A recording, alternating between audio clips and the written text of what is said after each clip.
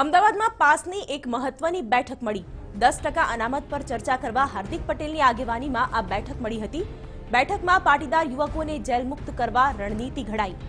પાટીદારોની jail મુક્તિ માટે સરકાર સાથે ચર્ચા કરાશે તેમ હાર્દિક પટેલે જણાવ્યું।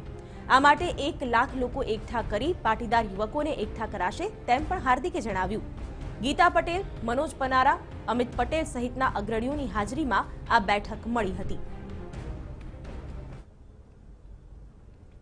અમારો ઉદ્દેશ જે છે એટલો જ ઉદ્દેશ છે કે ગરીબ લોકોને ન્યાય મળે, ગરીબ લોકોને એનો અધિકાર મળે ને અધિકાર અમે છેલ્લા 3.5 વર્ષમાં લોકોને અપાવ્યો છે।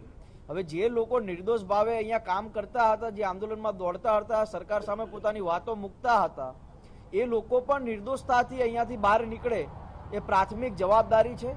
અને મને ભરોસો છે કે અમે ટૂંક સમયમાં ગુજરાતના અલગ અલગ તાલુકા જિલ્લાઓમાં મિટિંગ ગોઠવીને એક વિશાળ શક્તિ પ્રદર્શનની જલ્દીમાં જ એક તારીખ પણ આપીશું અને ગુજરાતભરમાંથી લગભગ 1 લાખ લોકો 1 લાખ પાટીદારો યુવા આંદોલનકારીઓ ભેગા થાય અને પોતાના ઉપર થયેલા કેસો પાછા ખેંચે એના માટેની માંગણી કરે એવો